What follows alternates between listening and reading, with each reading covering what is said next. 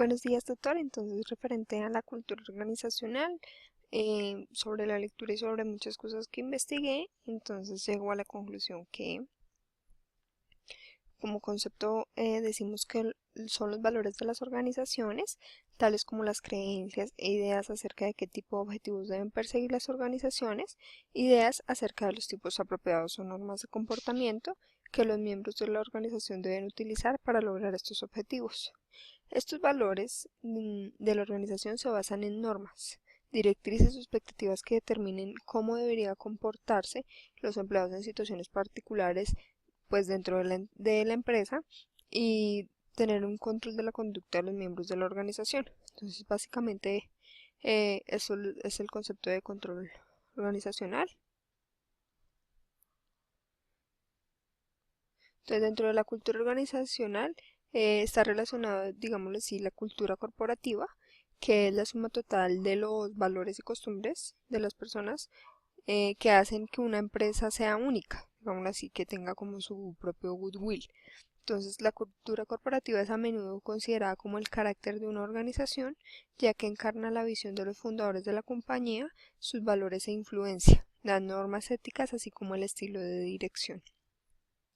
Entonces, digamos que la cultura corporativa va muy encaminada con la cultura organizacional, ya que es por medio de esta que se mide el carácter, digámoslo así, de una organización.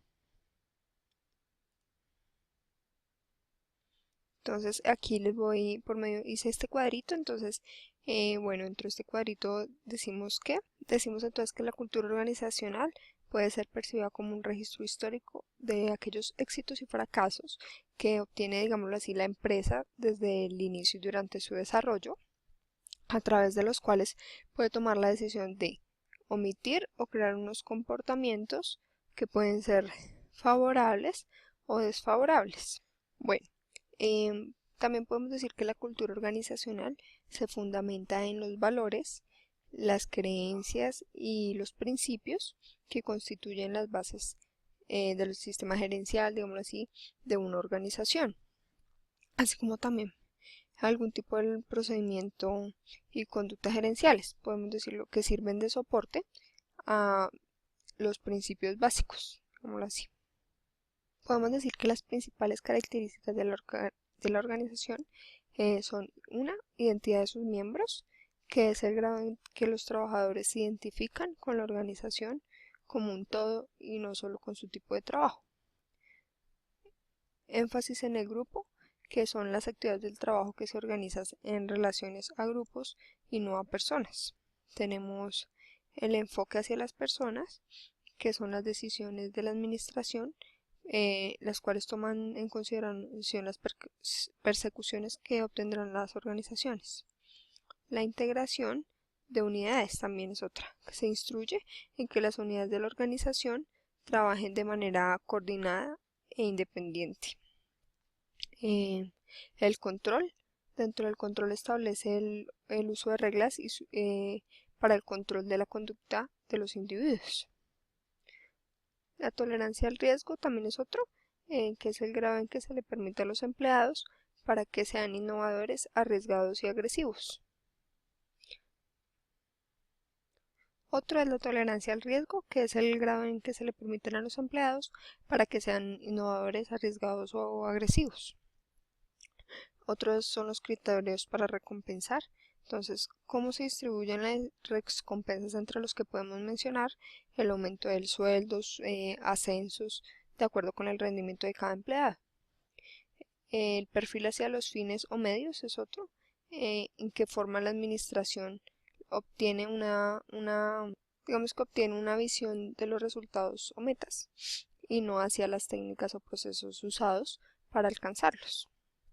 Y el último, el enfoque hacia un sistema abierto. Entonces, el grado en que la organización controla y contesta a los cambios externos. Bueno, entonces luego ya de haber explicado un poco este tema, entonces Aquí seguimos con otro de los conceptos, en donde la unión de normas, hábitos y valores que de una forma u otra son compartidos por las personas y o grupos que dan forma a una institución y que a su vez son capaces de controlar la forma en la que interactúan con el propio entorno y entre ellos mismos. Es decir, el comportamiento de la empresa dependerá de la forma en que se apliquen unas normas u otras por parte de sus integrantes. Entonces aquí puse, bueno, este cuadrito donde acá nos dice empresas sin cultura definida y con cultura definida. Entonces, acá hay unas diferencias de, digámoslo así, de ventajas o desventajas. Entonces aquí, por ejemplo, con cultura decimos que hay una gran participación de todos los empleados y sin cultura, entonces el establecimiento de los objetivos se hace en forma dictatorial. Entonces, esas son las desventajas de no tener una cultura definida. Otro es que se toma decisiones en toma centralizada por parte de una empresa sin cultura y con cultura se hace la toma de decisiones de forma descentralizada. Dentro de la organización tenemos que en una empresa sin cultura definida hay una autoridad centralizada y con cultura una delegación de autoridad y responsabilidad. Dentro de una empresa sin cultura definida encontramos que la selección del recurso humano se lleva a cabo en base a, digamos así, amiguismos y aquí se realiza con base a criterios de desempeño de las personas. Acá, sin cultura definida, capacitaciones restringidas y cuando hay una cultura, digamos así, que hay unas capacitaciones en áreas funcionales. Dentro del tema de dirección encontramos que cuando no hay cultura hay un liderazgo autocrático y cuando hay cultura hay un liderazgo democrático en donde todas las personas, digámoslo así, participan. Comunicación de arriba hacia abajo sin retroalimentación en una empresa sin cultura y con cultura hay una comunicación descendente, ascendiente y cruzada.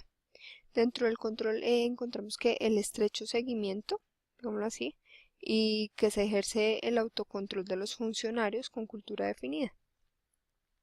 Entonces aquí encontramos algunos elementos que pueden ser utilizados para describir o influir, digamos, en una cultura organizacional. Entonces, dentro de las personas siempre hay una profesionalidad, donde debe haber una orientación al cliente, una responsabilidad frente a esto y una eficacia. Debe haber una ilusión en el trabajo, en donde debe haber una fortaleza por parte del empleado, debe haber una confianza y una perseverancia.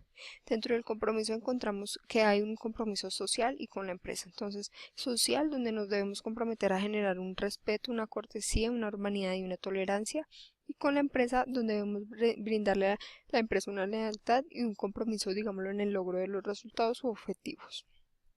Debe haber una comunicación, donde dentro de esta debe haber una cooperación, debe haber el saber escuchar para poder entender lo que nos están diciendo o solicitando y debe haber un trabajo en equipo. Debemos tener la capacidad fundamental de trabajar en equipo. Debe haber una mejora continua, donde debe haber una innovación, una capacidad de aprendizaje, una adaptación al cambio y una creatividad por cada uno de nosotros. Y debe haber una profesionalidad, bueno, que ahí ya lo expliqué ahorita, que va a haber orientado al cliente, donde va a haber una responsabilidad y una eficacia. Entonces aquí seguimos con esto, digamos que una cultura organizacional debe enfocar muy bien toda su cultura, su organización en estos diferentes aspectos. Entonces, atención a los detalles, orientación a los resultados, orientación a las personas, orientación a los equipos, debe haber una energía y una estabilidad. Entonces, dentro de la innovación y riesgos encontramos el grado en que se alienta a los empleados.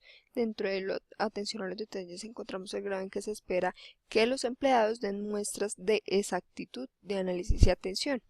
Dentro de la orientación a los resultados se busca que el grado en que los gerentes se centran en los resultados. Dentro de la orientación a las personas encontramos el grado en que las decisiones gerenciales toman en cuenta los efectos en la gente.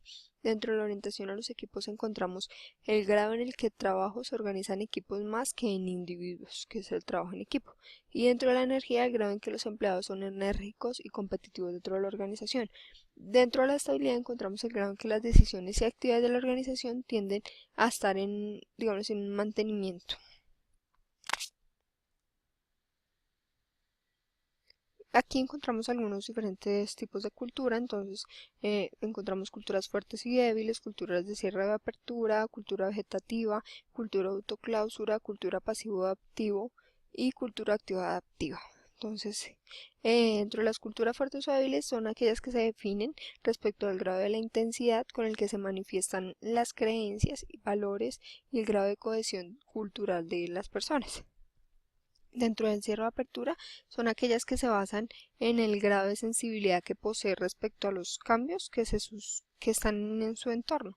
Y en la vegetativa decimos que está digámoslo así, que establece un bajo grado de conciencia cultural, ya sea por divergencias o por falta de cohesión o de un proyecto corporativo, y estas realmente son propensas a desaparecer tarde o temprano. Y la cultura autoclausura, que es aquella que posee un fuerte proyecto corporativo compartido por la mayoría, pero no considera los cambios que suscitan en su entorno. La cultura pasiva adaptiva entonces posee un proyecto corporativo inconsistente y una cultura, digamos, débil, cuestión que deriva de una alta preocupación por la plasticidad. Esta es la adaptación a los requerimientos del entorno. La cultura activa adaptiva posee un alto sentido de proyecto corporativo y una fuerte conciencia de lo que está sucediendo, digamos, en el entorno.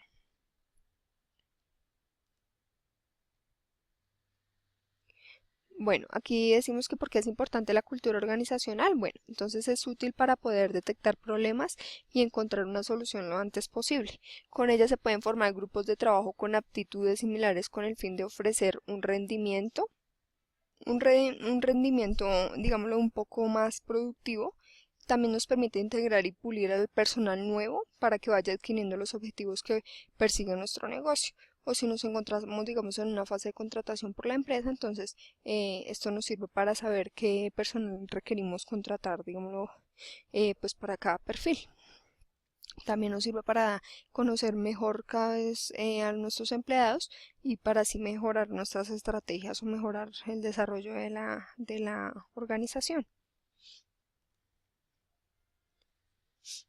Bueno, aquí estos son dos videos en donde les doy un ejemplo de cultura organizacional. Entonces aquí en este encontramos, digámoslo así, la cultura organizacional entre Alpine y Coca-Cola, que es muy buena. Y este es un video también de las hormiguitas, la manera en que trabajan en grupo, digámoslo así, que tienen una organización.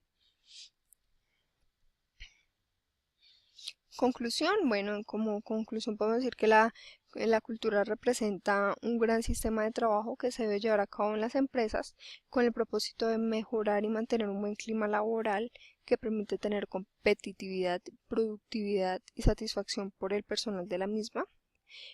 También puedo decir que se debe adoptar como un sistema en la empresa la velocidad del cambio para tomar las decisiones de una manera rápida, con calidad y oportunidad.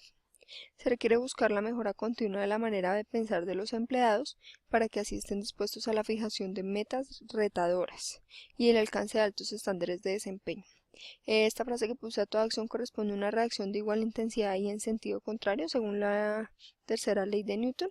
Quiere decir que si a toda acción nos referimos a que de todas las maneras que nosotros tratemos a nuestros empleados y que, digámoslo así, los capacitemos y eso, pues así mismo ellos se van a comportar a nivel laboral. Si nosotros no hacemos nada para mejorar nuestra cultura en la organización, pues simplemente nuestros empleados no nos van a rendir de la misma manera.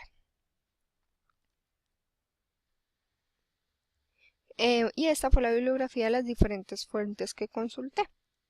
Muchas gracias, profesor, y qué pena de pronto por la interrupción del sonido, pero es que hay un vecino un poco bulloso.